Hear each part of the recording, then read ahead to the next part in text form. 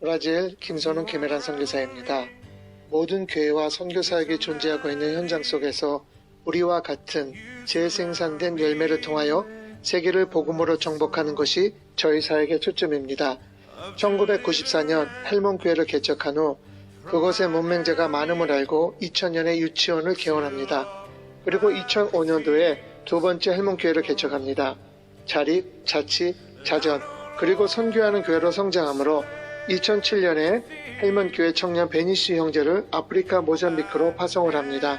2010년부터 계속해서 조제 윌슨과 클레이즈, 실비오 에리카 부부를 아프리카 선교사로 파송하고 호야와 멜라니 부부를 파라과이로, 이오와 엘레나 부부를 비즈니스 애드미션 선교사로 파송을 합니다. 2018년도에 브라이언 형제를 아르헨티나로, 앙젤린 자매를 인도로, 그리고 로노 형제를 페루와 미존도 종족으로 파송합니다. 2019년도에는 아프리카 카메룬의 찌찌안과 아드리아나 부부를 파송할 예정에 있습니다.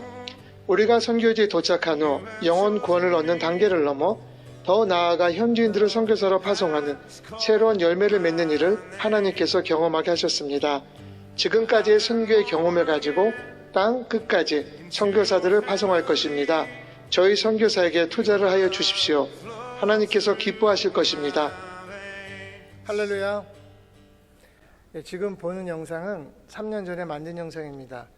그 후에 계속해서 카메론에 이미 선교사를 파송해서 거기서 선교사가 잘하고 있고, 또한 한국에서 이제 남미 선교사가 되기 위해서 브라질까지 와서 훈련을 받고 페루와 브라질로 파송을 받았습니다. 사랑하는 성도 여러분, 사도행전은 누가 기록했습니까? 저의 질문에는 문제의 답이 함께 들어 있습니다. 사도행전은 누가가 기록했습니다.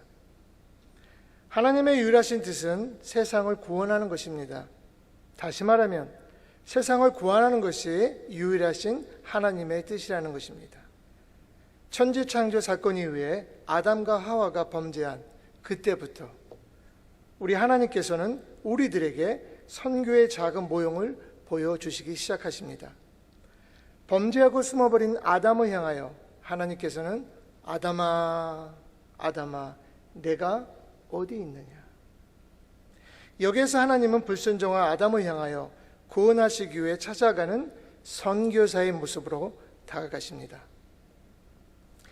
요한복음 3장 16, 17절 말씀은 하나님의 구원의 의지를 보여주는 말씀입니다. 하나님이 세상을 이처럼 사랑하사 독생자를 주셨으니 이는 저를 믿는 자마다 영생을 얻게 하려 하심이니라. 17절, 하나님이 그 아들을 세상에 보내신 것은 세상을 심판하려 하심이 아니요 저로 말미암아 세상이 구원을 받게 하려 함이니라. 2000년 전에 하나님께서는 세상을 구원하시기 위해 예수님을 첫 번째 선교사로 보내십니다. 그리고 계속해서 하나님께서는 27년 전에도 제가 서 있는 이곳에서 김영세 장로와 최규신 권세의 장녀 김혜란을 가장 먼 곳, 이곳에서 땅을 파기 시작하면 그 끝이 브라질에 나옵니다. 한국에서 가장 먼 곳, 땅 끝 브라질에 선교사를 보냈습니다. 그래서 오늘 저는 누가처럼 데오빌라와 같은 여러분들에게 승리의 아름다운 소식을 전할 수 있었던 것입니다. 예수님께서 이 세상에 오신 목적이 무엇입니까? 이유가 무엇입니까? 누가복음 19장 10절입니다. 인자에 온 것은 잃어버린 자를 찾아 구원하려 함이니라. 예수님은 선교를 위하여 선교사로 오셨습니다. 예수님의 제자들을 뽑아 훈련시킨 것도 선교 때문이었습니다. 그러므로 제자 훈련은 곧 선교 훈련이었던 것입니다. 누가가 기록한 사도행전은 사도들의 선교 행전입니다. 그래서 누가가 어떻게 성령님이 사도들을 통하여 복음이 다이나마이트처럼 팡 하고 터지는, 그리고 복음이 확산되는 그 증거들을 손글씨 하나둘 마음을 담아 정성을 담아 데오빌로에게 보내기 위해 사랑의 편지를 쓰고 있습니다. 여러분들은 누가처럼 데오빌로와 같은 친구들에게 믿음 생활과 신앙 생활 속에서 승리의 소식을 담은 사랑의 편지를 쓰고 계십니까? 저는 지금 동신교회 김건수 목사님과 성도님들 앞에 아름다운 승리의 소식을 직접 전하러 왔습니다. 동신교회는 저에게 있어서 데오빌로와 같습니다. 우리가 가지고 있는 성경책에는 오늘 읽은 사도행전 전에 마태복음, 마가복음, 누가복음, 요한복음이 기록되어져 있습니다. 우리는 이것을 사복음서라고 부릅니다. 기록된 모든 복음서의 결론이 무엇인지 아십니까? 기록된 모든 복음서의 결론은 선교입니다. 오늘 어떤 지사님께 찬양하셨는데 저는 이 영상을 보고 깜짝 놀랐어요. 왜냐하면 천사가 찬양하는 줄 알고. 그리고 오늘의 말씀에 진짜 포인트가 뭐였죠? 교회를 교회답게 하옵소서. 저는 그 다음을 이렇게 기억했어요. 나는 선교사니까 선교사답게. 오늘 참 은혜 많이 받았습니다. 감사합니다. 마태복음의 결론은 무엇입니까? 28장 19절 20절 말씀입니다. 너희는 가서 모든 족속으로 제자를 삼아 아버지와 아들과 성령의 이름으로 세례를 주고 내가 너에게 분부한 모든 것을 가르쳐 지키게 하라. 마가복음의 결론도 역시 선교입니다. 16장 15절에 너희는 온 천하에 다니며 만민에게 복음을 전파하라. 누가복음의 결론은 무엇입니까? 24장 46절 48절 그리스도가 고난을 받고 제3일에 죽은 자 가운데서 살아날 것과 또 그의 이름으로 죄사함을 얻게 하는 회개가 예루살렘으로부터 시작하여 모든 족속에게 전파될 것이 기록되어 있으니 너희가 이 모든 일의 증인이라. 모든 족속을 향하여 선교하라는 명령입니다. 그러면 요한복음의 결론은 무엇입니까? 역시 선교입니다. 20장 21절에 아버지께서 나를 보내신 것 같이 나도 너희를 보내노라. 27년 전에 동신교회에서는 가장 먼 곳에 김혜란이를 보냈습니다. 그리고 오늘 읽은 사도행전 본문의 첫 시작이 데오빌로요. 내가 먼저 쓴 글에는. 먼저 어디가 썼을까요? 누가니까 누가복음이겠죠. 무릇 예수께서 행하시며 가르치시기를 시작하신 부터 그리고 곧이어 사도행전 1장 8절에 예수님께서 승천하실 때 제자들에게 마지막으로 말씀하신 울치무 팔라브라 유언이라는 뜻이죠.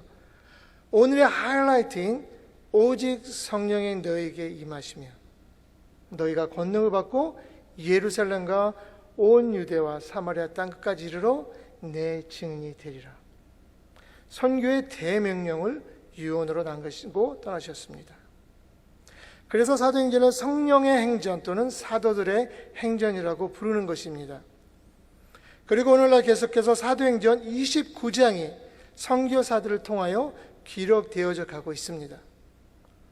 오늘 누가가 사랑하며 존경하는 데오빌로에게 사랑의 편지를 보내는 것처럼 선교사들이 여러분들에게 선교의 아름다운 승리의 소식들을 편지로 전하면서 또한 기도도 요청하고 있습니다.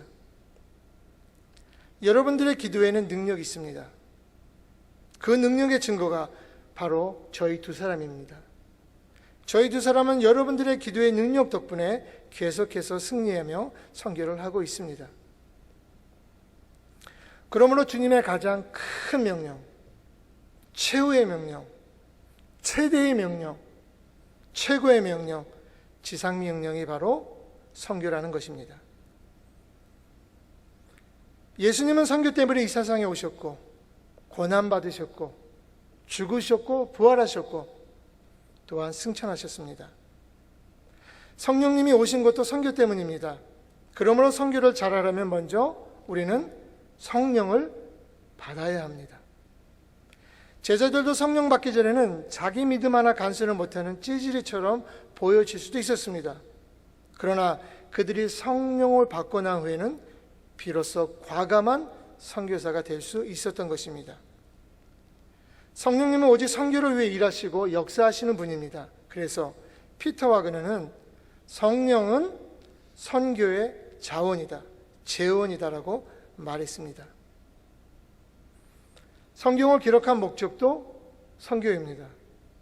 요한복음 20장 31절에 보면 오직 이것을 기록함은 너희로 예수께서 하나님의 아들 그리스도이심을 믿게 하려 하며 또 너희로 믿고 그 이름을 힘입어 생명을 얻게 하려 함이니라.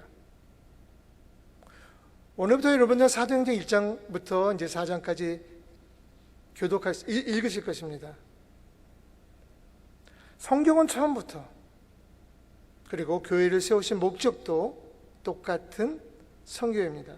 오늘 찬양, 교회가 교회되게 하시고 예배가 예배되게 하는 것, 이것이 바로 성교입니다. 성령님은 교회를 통해서 선교하십니다. 그러므로 교회는 철저하게 선교 중심이 되어야 합니다. 동신교회 출신인 게메란 선교사가 개척한 브라질 따보앙 동신교회는 100명의 성도들이 세 가정을 아프리카로 파송합니다.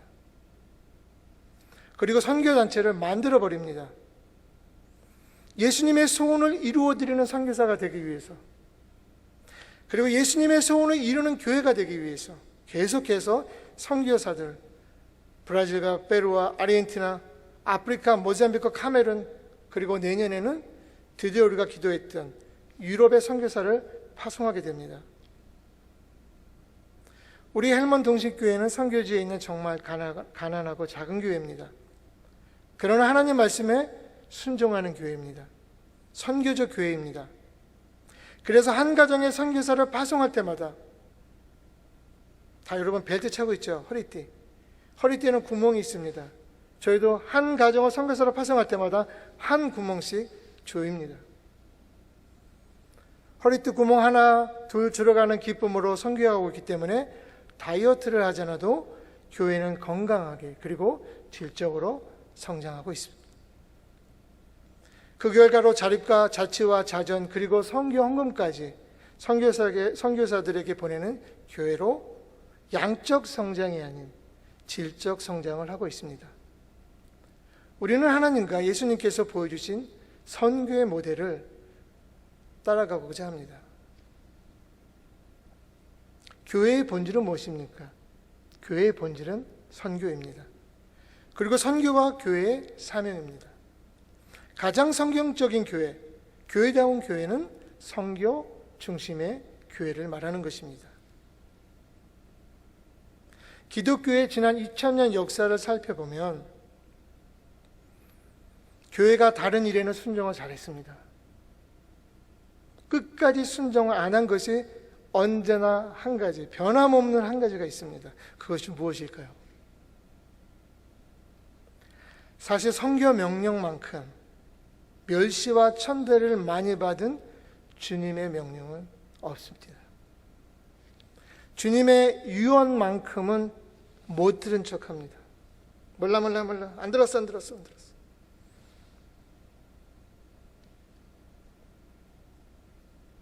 교회가 어려울 때 제일 먼저 예선삭감 1순위가 선교비란 사실, 여러분 알고 계십니까?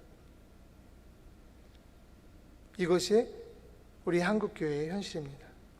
저희 헬몬 동신교회는 선교비를 더 보내기 위해서 허리띠를 한 칸 줄이기 시작합니다.